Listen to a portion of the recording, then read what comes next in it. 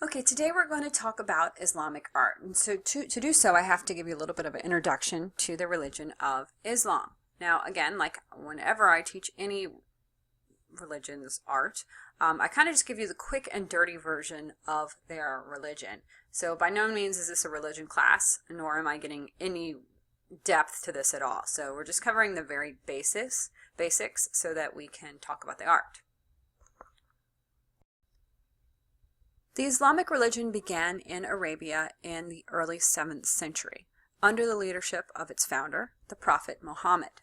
He was alive from about 570 to 632. Now, Islam accepts Hebrew prophets and believes that Jesus was a prophet. They believe that Muhammad was Allah's or God's last and greatest prophet. According to Islamic belief, Allah revealed his message to the Archangel Gabriel, who then passed it on to Muhammad. This was like a 20-year process starting in about 610 CE. So over the next 20 years, Allah reveals his wisdom to Muhammad, and this becomes the basis of the Quran. And the Quran is a revelation or a resuscitation of these visions. So the Quran is the uncorrupted, eternal, unchangeable word of Allah, and that is really important to the religion. There are 5 pillars of faith in the Quran. The first one is that there's one God and that Muhammad is his messenger. The second is prayer. You must pray 5 times a day. The third is to give alms to the poor and support religious activities. And the fourth is no eating, drinking, smoking, sex during Ramadan. And the fifth is to, if at all possible, to make a pilgrimage to Mecca in one's lifetime.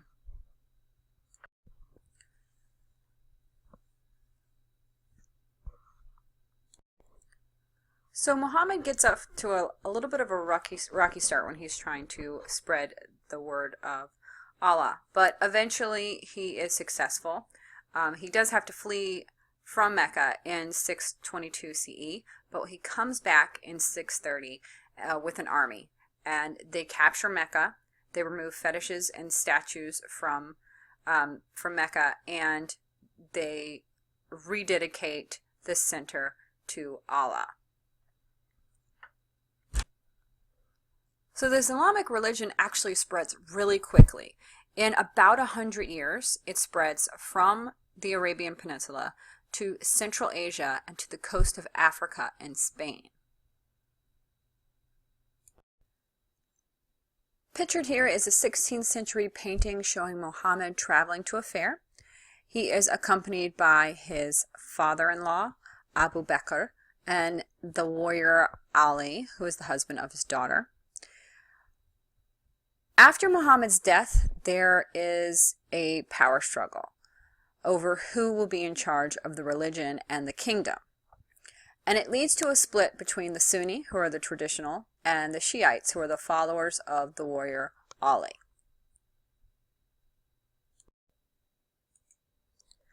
Muhammad and his successors helped spread Islam rapidly. Like I said, it encompasses much of Africa, Europe, and Asia very quickly. At first, Islamic art reflects local traditions in art and architecture, including Roman, Byzantine, and Persian. Now, one of the things that's sort of problematic with Islamic art is that the Quran says very little about the role of art in religion. In a lot of the other religions that we've been studying and that we'll continue to study, there's a very definite role. But here, the Most Holy Document doesn't really talk about it. Muslims discourage the representation of figures, especially in religious art. Artists living in Islamic lands developed a rich vocabulary of non-figural ornamentation, including complex geometric designs and the scrolling vines known outside of this Islamic world as arabesques. Arabesques are a type of linear surface decoration based on foliage and calligraphy forms, usually characterized by flowing lines and swirling shapes. Calligraphy is the art of fine writing, and it plays a large role in Islamic art. The Umayyad dynasty became an Islamic dynasty, and beginning in the 7th century, they helped expand Islam dramatically. The rulers of the Umayyad dynasty ruled from the capital of Damascus in Syria. They built shrines and mosques throughout the empire to represent both their authority and the growing acceptance of Islam. Early Islamic architecture was inspired by Roman and Byzantine architecture of the Eastern Mediterranean. Muslims became enthusiastic builders of shrines and mosques and palaces. After Mecca and Medina, Jerusalem was the holiest site in Islam.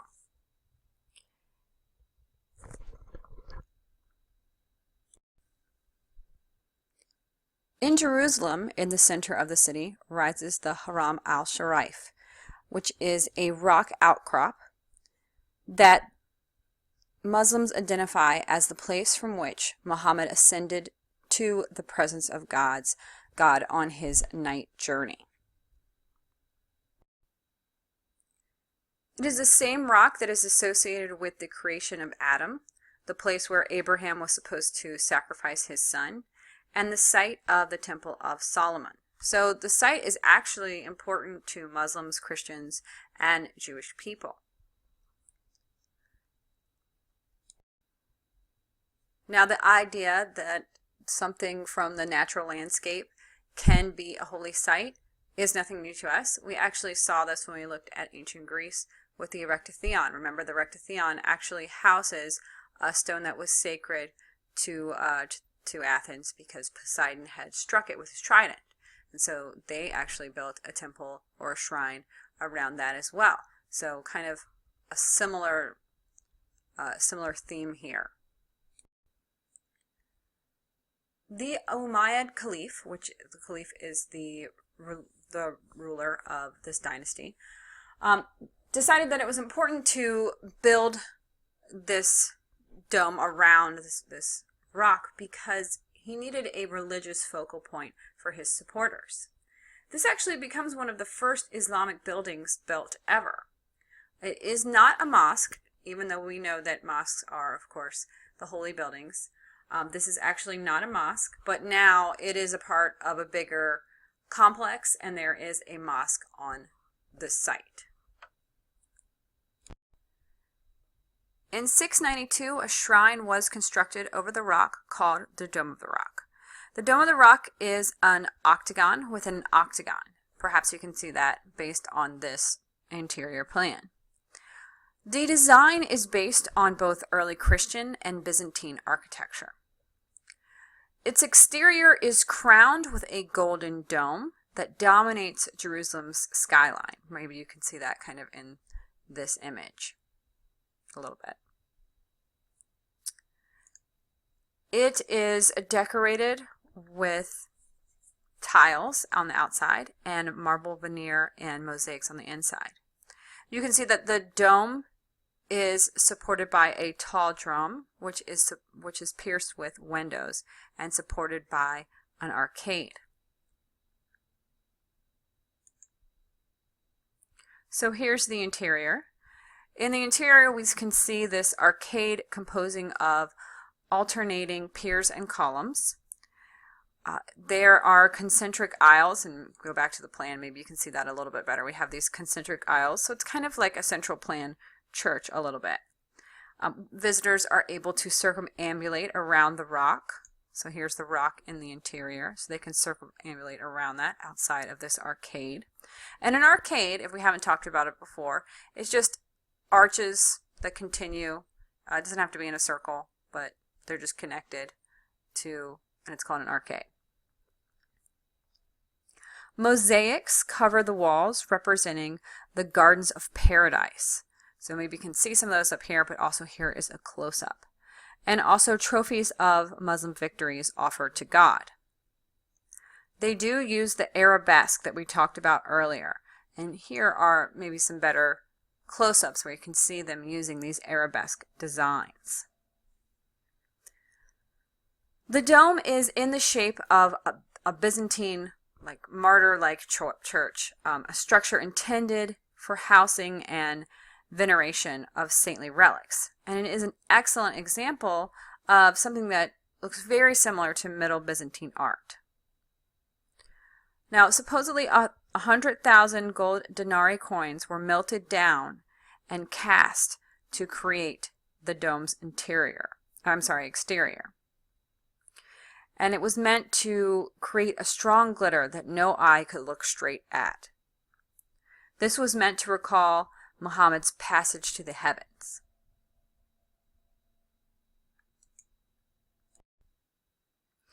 So again, in the interior, we see that the dome is lavishly decorated with mosaics and marble.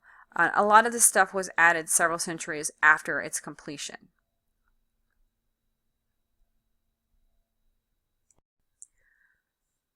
So as I mentioned before, Islam does reach Spain, and in fact, after the Umayyad dynasty is replaced by a different dynasty, the Umayyads move to Spain, and they continue their dynasty, and they establish a capital in Cordoba in 756, and it lasts till 1031. The Umayyads were noted as being great patrons of the arts. One of the best surviving examples of architecture is the Great Mosque of Cordoba in Spain. In 785, they began building the mosque on the site of a Christian church. The building was expanded 3 times. Today, the walls enclose an area of about 620 by 460 feet. About a third of this is a courtyard called the patio of orange trees. Inside, we see patterns and repeated columns and arches and double flying arches. We'll look at the interior here in just a second. Here we go. And double flying arches. And it almost looks kind of distorting. The marble columns and capitals in the hypostyle prayer hall were recycled from the ruins of classical buildings in the region. This region had actually been a wealthy Roman province. The 2 tiers or arches, one over the other, surmount the columns. The upper tier springs from the rectangular post that rises from the columns. This double tier design was widely imitated, so it's kind of hard to see in this image. Let's see if I have a better one here. Okay, great. I think you can see it a little bit better here, where you can see it kind of looks like it's like 2 arcades stacked on top of each other, and that's pretty much what it is.